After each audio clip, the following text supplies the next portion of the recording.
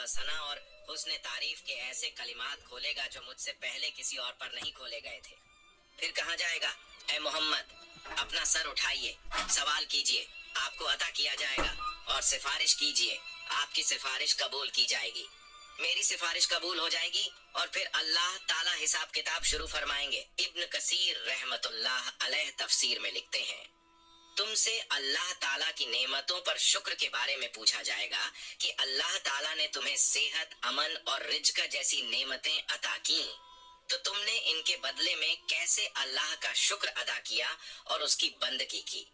हजरत अबू बरजा असलमी रजी अल्लाहु अन्हु रिवायत करते हैं कि रसूलुल्लाह सल्लल्लाहु अलैहि व आलिहि वसल्लम ने फरमाया, कयामत के दिन बंदे के कदम उस वक्त तक अल्लाह के हुजूर से हट नहीं सकेंगे जब तक उससे 5 बातों के बारे में सवाल न किया जाए।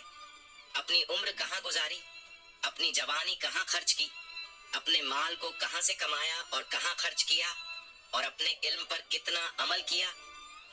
ये सवालात इस बात की याद दिलाते हैं कि दुनिया में मिली हुई हर नेमत, वक्त और मौका एक अमानत है और इसका हिसाब अल्लाह के हुजूर देना लाजमी है।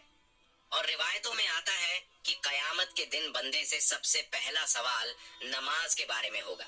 जिसकी नमाज सही होगी वो कामयाब होगा।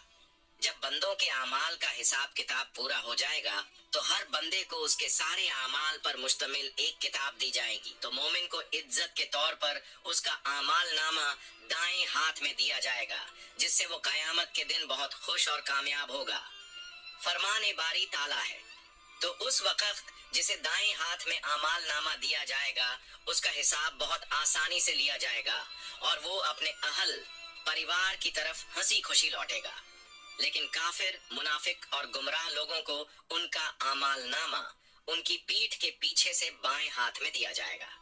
अल्लाह ताला फरमाता है, जिसे उसका आमाल नामा पीछे से दिया जाएगा वो मौत को पुकारने लगेगा और भड़कती हुई जहन्नम में दाखिल होगा। जब हिसाब किताब खत्म हो जाएगा और आमाल नामा बांट दिया जाएगा तो उसके बाद आमाल का वजन होगा। आमाल के वजन के लिए एक तराजू होगा जिसके 2 पलड़े होंगे। इसी में बंदों के आमाल को तौला जाएगा। ये तराजू इतना अजीम होगा कि उसकी असल मात्रा का अंदाजा अल्लाह ताला के सिवा कोई नहीं लगा सकता।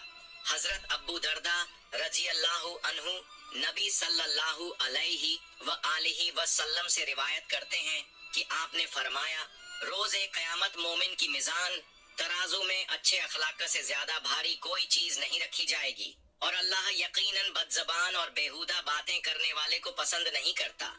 जब आमाल का वजन हो जाएगा तो जिसका पलड़ा भारी होगा वो जन्नती होगा और जिसका पलड़ा हल्का होगा वो जहन्नमी होगा। इसके बाद पुलसिरात का मरहला आएगा। नाजरीन, आपको बता दूं कि अगर आप लोग पुलसिरात पर एक अलग वीडियो चाहते हैं तो हमें कमेंट कर दीजिए, हम उस पर एक वीडियो बना देंगे। पुलसिरात एक बेहद बारीक और तेज धार वाला रास्ता है जो दोजख के ऊपर से गुजरेगा और कयामत के दिन हर इंसान को इसके ऊपर से गुजरना पड़ेगा।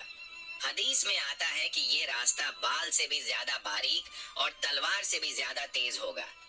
मोमिन अपने ईमान और आमाल की रोशनी के मुताबिक इससे गुजरेंगे, कुछ बिजली की तरह तेजी से, कुछ हवा की तरह, कुछ दौड़ते हुए, कुछ चलते हुए और कुछ घिसटते हुए। जो मोमिन होंगे वो जन्नत में दाखिल हो जाएंगे और जो मुनाफिक और काफिर होंगे वो पुल सिरात पर फिसल जाएंगे और दोजख में गिर पड़ेंगे। हजरत अब्दुल्लाह बिन अब्बास रजी अल्लाहु अन्हु से रिवायत है कि नबी सल्लल्लाहु अलैहि व आलिहि वसल्लम ने फरमाया, कयामत के दिन तमाम अंबिया कराम अलैहिमुस्सलाम के लिए सोने के मिंबर बिछाए जाएंगे और वो उन पर बैठेंगे, लेकिन मेरा मिंबर खाली रहेगा। मैं उस पर नहीं बैठूंगा बल्कि अपने रब करीम के सामने खड़ा रहूंगा, इस डर से कि कहीं ऐसा ना हो कि वो मुझे जन्नत में भेज दे और मेरी उम्मत मेरे बाद बिना मदद के रह जाए। फिर मैं अर्ज करूंगा, ऐ मेरे रब, मेरी उम्मत। अल्लाह ताला फरमाएगा, या मोहम्मद, आप क्या चाहते हैं कि मैं आपकी उम्मत के साथ कैसा सलूक करूं? नबी सल्लल्लाहु अलैहि व आलिहि वसल्लम फरमाते हैं, मैं अर्ज करूंगा, मेरे रब, उनका हिसाब जल्दी कर दे। फिर उन्हें बुलाया जाएगा और उनका हिसाब होगा। उनमें से कुछ अल्लाह ताला की रहमत से जन्नत में दाखिल होंगे और कुछ मेरी शफाअत से। میں شفاعت کرتا رہوں گا یہاں تک کہ ان لوگوں کی رہائی کا حکم بھی حاصل کر لوں گا جنہیں دوزخ میں بھیجا جا چکا ہوگا، اور میں داروغہ جہنم مالک کے پاس جاؤں گا تو وہ کہے گا، اے محمد، آپ نے اپنی امت میں سے کسی کو بھی آگ میں باقی نہیں چھوڑا جس پر اللہ رب العزت ناراض ہو۔ پھر اچانک میں دیکھوں گا کہ اللہ رب العزت میرے سامنے جلوہ افروز ہے تو میں سجدہ ریز ہو جاؤں گا۔ اللہ تعالیٰ فرمائے گا، محمد، اپنا سر اٹھائیے اور بات چیت کیجیے، آپ کو سنا جائے گا۔ کہیے، آپ کی بات قبول کی جائے گی، اور شفاعت کیجیے، آپ کی شفاعت قبول کی جائے گی۔ میں اپنا سر اٹھا کر عرض کروں گا، میری امت، میری امت۔ اللہ تعالیٰ فرمائے گا، اپنی امت کے پاس جائیے اور جس کے دل میں رائی کے دانے کے برابر ایمان موجود ہو اسے جنت میں داخل کر دیجیے۔ میں جاؤں گا اور جس کے دل میں اتنی ماترا میں ایمان پاؤں گا اسے بھی جنت میں داخل کر دوں گا۔ پھر اچانک میں دیکھوں گا کہ اللہ رب العزت میرے سامنے جلوہ افروز ہے تو میں سجدہ ریز ہو جاؤں گا۔ اللہ تعالیٰ فرمائے گا، محمد، اپنا سر اٹھائیے اور بات چیت کیجیے، آپ کو سنا جائے گا۔ کہیے، آپ کی بات قبول کی جائے گی، اور شفاعت کیجیے، آپ کی شفاعت قبول کی جائے گی۔ میں اپنا سر اٹھا کر عرض کروں گا، میری امت، میری امت۔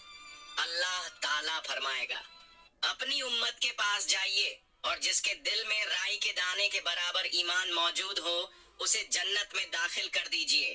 میں جاؤں گا اور جس کے دل میں اتنی ماترا میں ایمان پاؤں گا اسے بھی جنت میں داخل کر دوں گا۔ اللہ عز و جل سے دعا ہے کہ ہمیں نیک اعمال کرنے کی توفیق عطا فرمائے